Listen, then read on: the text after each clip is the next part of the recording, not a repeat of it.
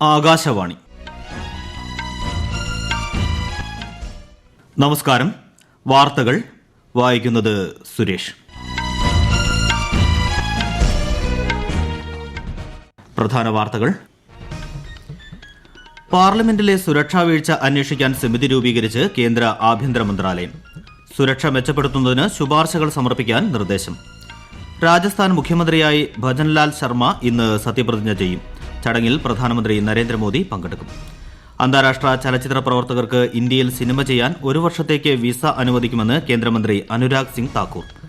കേന്ദ്ര പദ്ധതികൾ ജനങ്ങളിലെത്തിക്കുന്ന വികസിത് ഭാരത് സങ്കല്പ് യാത്ര കഴിഞ്ഞ 1 മാസത്തിനിടെ പിന്നിട്ടത് രാജ്യത്തെ 60,000 ഗ്രാമപഞ്ചായത്തുകൾ. സംസ്ഥാന സർക്കാരിന്റെ നവകേരള സദസ്സ് ഇന്ന് ആലപ്പുഴയിൽ. ശബരിമലയിൽ തിരക്ക് നിയന്ത്രണ വിധേയം. ആദ്യ ശബരിമല സ്പെഷ്യൽ വന്ദേ ഭാരത് ട്രെയിൻ ചെന്നൈയിൽ നിന്ന് പുറപ്പെട്ടു. ദക്ഷിണാഫ്രിക്കയ്ക്കെതിരായ 2020 പരമ്പരയിലെ അവസാന മത്സരത്തിൽ ഇന്ത്യയ്ക്ക് വിജയം. വാർത്തകൾ വിശദമായി. പാർലമെന്റിലുണ്ടായ സുരക്ഷാ വീഴ്ച സംബന്ധിച്ച് അന്വേഷണം നടത്താൻ കേന്ദ്ര ആഭ്യന്തര മന്ത്രാലയം ഉത്തരവിട്ടു. ലോക്സഭാ സെക്രട്ടേറിയറ്റിന്റെ അഭ്യർത്ഥന പ്രകാരമാണ് നടപടി. കേന്ദ്ര പോലീസ് സേനയുടെ ഡയറക്ടർ ജനറൽ ദയാൽ സിംഗിന്റെ നേതൃത്വത്തിൽ അന്വേഷണ സമിതി രൂപീകരിച്ചതായി ആഭ്യന്തര മന്ത്രാലയം അറിയിച്ചു. സുരക്ഷ മെച്ചപ്പെടുത്തുന്നതിനുള്ള നിർദ്ദേശങ്ങൾ ഉൾപ്പെടെയുള്ള ശുപാർശകൾ എത്രയും വേഗം സമർപ്പിക്കണമെന്ന് സമിതിയോട് നിർദ്ദേശിച്ചിട്ടുണ്ട്. ലോക്സഭയിലുണ്ടായ സുരക്ഷാ വീഴ്ചയിൽ 8 സുരക്ഷാ ഉദ്യോഗസ്ഥരെ സസ്പെൻഡ് ചെയ്തിരുന്നു. ഡൽഹി പോലീസ് ഉൾപ്പെടെയുള്ള വിവിധ സുരക്ഷാ ഏജൻസികളിൽ നിന്നുള്ളവരാണ് സസ്പെൻഡ് ചെയ്യപ്പെട്ടവർ. പാർലമെന്റിൽ കടന്നുകയറി അതിക്രമം നടത്തിയ സംഭവത്തിലെ മുഖ്യ സൂത്രധാരൻ എന്ന് കരുതുന്ന ലളിത് ഝാ അറസ്റ്റിൽ. കേസിൽ 6ാം പ്രതിയായ ബീഹാർ സ്വദേശി ലളിത് മോഹൻ ഝാ പോലീസ് സ്റ്റേഷനിലെത്തി കീഴടങ്ങുകയായിരുന്നു. കർത്തവ്യപഥ് പോലീസിന് മുന്നിൽ കീഴടങ്ങിയ ഇയാളെ ഡൽഹി പോലീസ് സ്പെഷ്യൽ സെല്ലിന് കൈമാറി. ലോക്സഭയിലെ സുരക്ഷാ വീഴ്ചയെ ചൊല്ലി പ്രതിപക്ഷ ബഹളത്തെ തുടർന്ന് പാർലമെന്റിന്റെ ഇരുസഭകളും ഇന്നലെ തടസ്സപ്പെട്ടു. ലോക്സഭയിലെ 13 പ്രതിപക്ഷ എംപിമാരെയും ഒരു രാജ്യസഭാ അംഗത്തെയും ശീതകാല സമ്മേളനത്തിന്റെ ശേഷിക്കുന്ന കാലത്തേക്ക് സസ്പെൻഡ് ചെയ്തു. വിശദാംശങ്ങളിലേക്ക്. ലോക്സഭ ഉച്ചകഴിഞ്ഞ് സമ്മേളിച്ചപ്പോൾ പ്രതിപക്ഷ അംഗങ്ങൾ മുദ്രാവാക്യം മുഴക്കി. സുരക്ഷാ വീഴ്ച വിഷയത്തിൽ ആഭ്യന്തരമന്ത്രി അമിത്ഷാ പ്രസ്താവന നടത്തണമെന്ന് പ്രതിപക്ഷം ആവശ്യപ്പെട്ടു.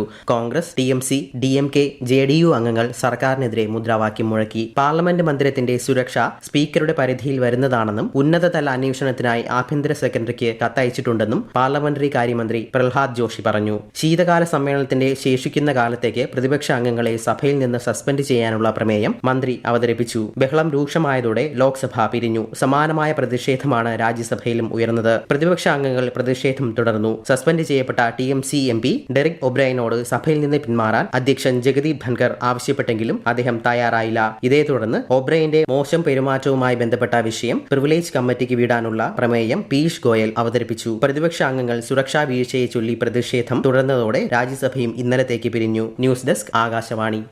2014 മുതൽ 14 രാജ്യങ്ങളുടെ പരമോന്നത ദേശീയ പുരസ്കാരങ്ങൾ പ്രധാനമന്ത്രി നരേന്ദ്രമോദിക്ക് ലഭിച്ചിട്ടുണ്ടെന്ന് കേന്ദ്ര സർക്കാർ അറിയിച്ചു. വിദേശകാര്യ സഹമന്ത്രി വി മുരളീധരൻ രാജ്യസഭയിൽ നൽകിയ മറുപടിയിലാണ് ഇക്കാര്യം വ്യക്തമാക്കിയത്. 2018 ഐക്യരാഷ്ട്ര സംഘടനയുടെ പരിസ്ഥിതി പുരസ്കാരം പ്രധാനമന്ത്രിക്ക് ലഭിച്ചു. ലോകവേദിയിൽ ഇന്ത്യയുടെ ശബ്ദമുയർത്തുകയും മാനവികത അഭിമുഖീകരിക്കുന്ന പ്രശ്നങ്ങളെ സംഭാഷണത്തിലൂടെയും നയതന്ത്രത്തിലൂടെയും സമീപിക്കുന്നതുൾപ്പെടെ പ്രധാനമന്ത്രിയുടെ നേതൃത്വത്തിൽ ഇന്ത്യയ്ക്കുള്ള അംഗീകാരം ഇത് പ്രതിഫലിപ്പിക്കുമെന്നും മന്ത്രി പറഞ്ഞു. സംസ്കാരങ്ങളുടെ ആഘോഷമായ കാശി തമിഴ് സംഗമത്തിലേക്ക് ജനങ്ങളെ വരവേൽക്കുന്നതിൽ അതിയായ സന്തോഷമുണ്ടെന്ന് പ്രധാനമന്ത്രി നരേന്ദ്രമോദി. ഏക് ഭാരത് ശ്രേഷ്ഠ ഭാരതത്തിന്റെ ആത്മാവിനെ ശക്തിപ്പെടുത്തുന്ന ഈ സംഗമം ഇന്ത്യയുടെ നാനാത്വത്തിന്റെയും ഏകതയുടെയും തെളിവാണെന്ന് അദ്ദേഹം സമൂഹമാധ്യമത്തിലൂടെ അറിയിച്ചു. ഈ മാസം 17 മുതൽ 30 വരെയാണ് കാശി തമിഴ് സംഗമം. മധുര ശ്രീകൃഷ്ണ ജന്മഭൂമിയിലെ ക്ഷേത്രത്തോട് ചേർന്നുള്ള ഷാഹി ഈദ്ഗാഹ് പരിസരത്ത് കോടതി നിരീക്ഷണത്തിൽ സർവേ നടത്താൻ അലഹബാദ് ഹൈക്കോടതി അനുമതി നൽകി. സർവേയുടെ മേൽനോട്ടം വഹിക്കാൻ അഭിഭാഷക കമ്മീഷണറെ നിയമിക്കാൻ കോടതി ഉത്തരവിട്ടു. മധുര ശ്രീകൃഷ്ണ ജന്മഭൂമിയിൽ ഹിന്ദുക്ഷേത്രമാണ് നിലനിന്നിരുന്നതെന്ന വസ്തുതകൾ സൂചിപ്പിക്കുന്ന പുരാവസ്തുക്കളുണ്ടെന്നാണ് ഹർജിക്കാരുടെ അവകാശവാദം. രാജസ്ഥാൻ മുഖ്യമന്ത്രിയായി BJP നിയമസഭാ കക്ഷി നേതാവ് ഭജൻലാൽ ശർമ്മ ഇന്ന് സത്യപ്രതിജ്ഞ ചെയ്യും. ഗവർണർ കൽരാജ് മിശ്ര സത്യവാചകം ചൊല്ലിക്കൊടുക്കും. ഉപമുഖ്യമന്ത്രിമാരായ ദിയ കുമാരിയും പ്രേംചന്ദ് ഭൈരവയും ഇന്ന് സത്യപ്രതിജ്ഞ ചെയ്യും. പ്രധാനമന്ത്രി നരേന്ദ്രമോദി, കേന്ദ്ര ആഭ്യന്തരമന്ത്രി അമിത്ഷാ, BJP ദേശീയ അധ്യക്ഷൻ JP നദ്ദ എന്നിവർ പരിപാടിയിൽ പങ്കെടുക്കും. ദേശീയ ജലവികസന ഏജൻസികളുടെയും നദികൾ ബന്ധിപ്പിക്കുന്നതിനുള്ള സമിതിയുടെയും വാർഷിക യോഗം ജൽശക്തി മന്ത്രി ഗജേന്ദ്ര സിംഗ് ഷെഖാവത്തിന്റെ അധ്യക്ഷതയിൽ ന്യൂഡൽഹിയിൽ ചേർന്നു. രാജ്യത്തെ സാമൂഹ്യ സാമ്പത്തിക വികസനത്തിന്റെ ഏറ്റവും പ്രധാന ചാലകങ്ങളിലൊന്നാണ് ജലമെന്നും ജലവിഭവങ്ങളുടെ വികസനത്തിനും പരിപാലനത്തിനും സർക്കാർ മുൻഗണന നൽകുന്നുവെന്നും ശ്രീ ഷെഖാവത്ത് പറഞ്ഞു. ജലസുരക്ഷയും ഭക്ഷ്യസുരക്ഷയും വർദ്ധിപ്പിക്കുന്നതിന് നദീ സംയോജനം വളരെ പ്രധാനമാണ്. വരൾച്ച ബാധിത പ്രദേശങ്ങളിലും മഴയെ ആശ്രയിക്കുന്ന പ്രദേശങ്ങളിലും ജലമെത്തിക്കുന്നതിന് ഇത് സഹായകരമാകുമെന്നും അദ്ദേഹം പറഞ്ഞു. ഈ വാർത്തകൾ ആകാശവാണിയിൽ നിന്നും. ആകാശവാണി വാർത്തകളും വാർത്താധിഷ്ഠിത പരിപാടികളും all India radio news Thiruvananthapuram എന്ന യൂട്യൂബ് ചാനലിൽ ലഭ്യമാണ്. കൂടുതൽ വാർത്തകൾക്കായി all India radio news Thiruvananthapuram എന്ന ഫേസ്ബുക്ക് പേജും @AER_News_TVM എന്ന എക്സ് ഹാൻഡിലും സന്ദർശിക്കാം. കേന്ദ്ര ധനമന്ത്രി നിർമ്മല സീതാരാമൻ നാളെ കൊല്ലം ജില്ലയിൽ ഫാത്തിമ മാതാ നാഷണൽ കോളേജിലെ ബിരുദദാന ചടങ്ങിൽ ശ്രീമതി നിർമ്മല സീതാരാമൻ മുഖ്യാതിഥിയായി പങ്കെടുക്കും. രാവിലെ 11 കോളേജ് ഓഡിറ്റോറിയത്തിലാണ് പരിപാടി.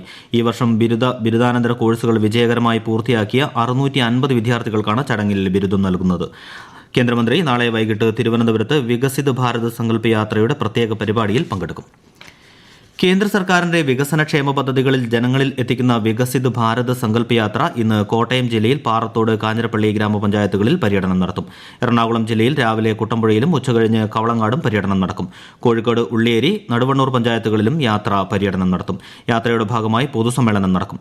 കൊല്ലം, തിരുവനന്തപുരം, തൃശൂർ ജില്ലകളിലും ഇന്ന് യാത്രാ പര്യടനം തുടരുന്നു. കഴിഞ്ഞ ഒരു മാസത്തിനിടെ 2 കോടിയിലധികം പേർ വികസിത് ഭാരത് സങ്കല്പ യാത്രയിൽ പങ്കെടുത്തു. ഏകദേശം 60,000 ഗ്രാമപഞ്ചായത്തുകളിലാണ് യാത്ര എത്തിയത്. മേരി കഹാനി, മേരി സുബാനി പരിപാടിയുടെ ഭാഗമായി 1 കോടിയിലധികം പേർ അനുഭവങ്ങൾ പങ്കിട്ടു. യാത്രയ്ക്ക് കീഴിൽ രാജ്യത്തുടനീളം ആരോഗ്യ ക്യാമ്പുകളും സംഘടിപ്പിച്ചു വരുന്നു. മുഖ്യമന്ത്രിയും മന്ത്രിമാരും പങ്കെടുക്കുന്ന നവകേരള സദസ്സ് ആലപ്പുഴ ജില്ലയിൽ പര്യടനം തുടരുന്നു.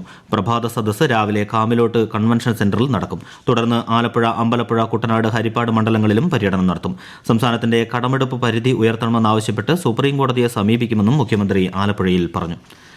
അന്താരാഷ്ട്ര ചലച്ചിത്ര പ്രവർത്തകർക്ക് ഇന്ത്യയിൽ സിനിമ ചെയ്യാൻ 1 വർഷത്തേക്ക് സാധുതയുള്ള വിസ അനുവദിക്കുമെന്ന് വാർത്താ വിതരണ പ്രക്ഷേപണ മന്ത്രി അനുരാഗ് സിംഗ് താക്കൂർ. രാജ്യസഭയിലാണ് മന്ത്രി ഇക്കാര്യം വ്യക്തമാക്കിയത്. ചലച്ചിത്ര മേഖലയിൽ വിദേശ നിക്ഷേപം ആകർഷിച്ച് ഒരു ചിത്രീകരണ കേന്ദ്രമാക്കി ഇന്ത്യയെ മാറ്റും. അതിനായി മന്ത്രാലയം ഫിലിം ഫെസിലിറ്റേഷൻ ഓഫീസ് സ്ഥാപിച്ചു. ആർക്കിയോളജിക്കൽ സർവേ ഓഫ് ഇന്ത്യ പോർട്ടലുമായും റെയിൽവേ മന്ത്രാലയവുമായും സംയോജിപ്പിച്ച് ചലച്ചിത്ര പ്രവർത്തകരെ ചരിത്ര പ്രാധാന്യമുള്ള സ്ഥലങ്ങളിൽ സിനിമ ചിത്രീകരിക്കാൻ സഹായിക്കും. അന്താരാഷ്ട്ര പ്രൊജക്ടുകൾ ആകർഷിക്കുന്നതിനായി നടപടികൾ കൂടുതൽ ലളിതമാക്കിയതായും മന്ത്രി പറഞ്ഞു. 28ാമത് കേരള രാജ്യാന്തര ചലച്ചിത്രമേളയ്ക്ക് ഇന്ന് സമാപനമാകും. വൈകുന്നേരം തിരുവനന്തപുരം നിശാഗന്ധിയിൽ നടക്കുന്ന സമാപന സമ്മേളനത്തിൽ സുവർണ ചകോരം ഉൾപ്പെടെ 11 പുരസ്കാരങ്ങൾ സമ്മാനിക്കും. ഒരാഴ്ച നീണ്ട മേളയിൽ 172 ചിത്രങ്ങളാണ് പ്രദർശിപ്പിച്ചത്. 9 ഓസ്കാർ എൻട്രികൾ ഉൾപ്പെടെ 67 ചിത്രങ്ങളാണ് ഇന്നലെ പ്രദർശിപ്പിച്ചത്. ശബരിമലയിൽ ഭക്തജന തിരക്ക് നിയന്ത്രണ വിധേയം. അവധി ദിവസങ്ങളായതിനാൽ കഴിഞ്ഞ ദിവസങ്ങളിൽ ഭക്തജന തിരക്ക് വർദ്ധിച്ചിരുന്നു. വെർച്വൽ ക്യൂ വഴിയും മറ്റ് കാനനപാതകളിലൂടെയും അനേകായിരം ഭക്തരാണ് എത്തുന്നത്. ആദ്യ ശബരിമല സ്പെഷ്യൽ വന്ദേ ഭാരത് ട്രെയിൻ അതിരാവിലെ ചെന്നൈയിൽ നിന്ന് പുറപ്പെട്ടു. വൈകിട്ട് 4:15 കോട്ടയത്ത് എത്തും. കേരളത്തിൽ ശിവഗിരി തീർത്ഥാടന പരിപാടികൾക്ക് ഇന്ന് തുടക്കം. ജനുവരി 5 വരെ പരിപാടികൾ നീളും.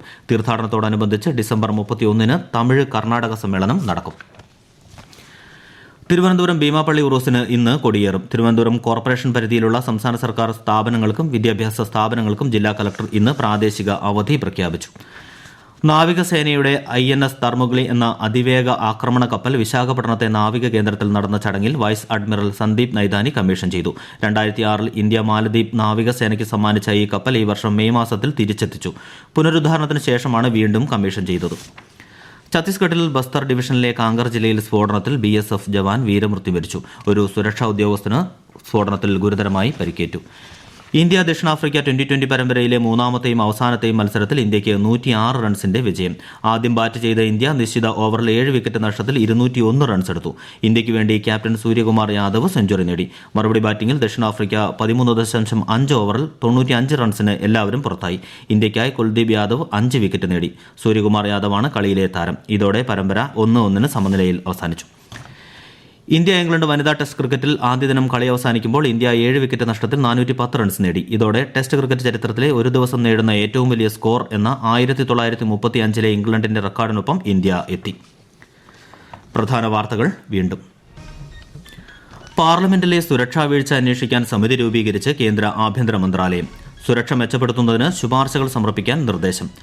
രാജസ്ഥാൻ മുഖ്യമന്ത്രിയായി ഭജൻലാൽ ശർമ്മ ഇന്ന് സത്യപ്രതിജ്ഞ ചെയ്യും. ചടങ്ങിൽ പ്രധാനമന്ത്രി നരേന്ദ്രമോദി പങ്കെടുക്കും. അന്താരാഷ്ട്ര ചലച്ചിത്ര പ്രവർത്തകർക്ക് ഇന്ത്യയിൽ സിനിമ ചെയ്യാൻ 1 വർഷത്തേക്ക് വിസ അനുവദിക്കുമെന്ന് കേന്ദ്രമന്ത്രി അനുരാഗ് സിംഗ് താക്കൂർ. കേന്ദ്ര പദ്ധതികൾ ജനങ്ങളിലെത്തിക്കുന്ന വികസിത് ഭാരത് സങ്കല്പ യാത്ര കഴിഞ്ഞ ഒരു മാസത്തിനിടെ പിന്നിട്ടത് രാജ്യത്തെ 60,000 ഗ്രാമപഞ്ചായത്തുകൾ. സംസ്ഥാന സർക്കാരിന്റെ നവകേരള സദസ്സ് ഇന്ന് ആലപ്പുഴയിൽ. ശബരിമലയിൽ തിരക്ക് നിയന്ത്രണ വിധേയം. ആദ്യ ശബരിമല സ്പെഷ്യൽ വന്ദേ ഭാരത് ട്രെയിൻ ചെന്നൈയിൽ നിന്ന് പുറപ്പെട്ടു. ദക്ഷിണാഫ്രിക്കയ്ക്കെതിരായ T20 പരമ്പരയിലെ അവസാന മത്സരത്തിൽ ഇന്ത്യയ്ക്ക് ജയം. വാർത്തകൾ കഴിഞ്ഞു. അടുത്ത വാർത്താ പ്രക്ഷേപണം 12:30.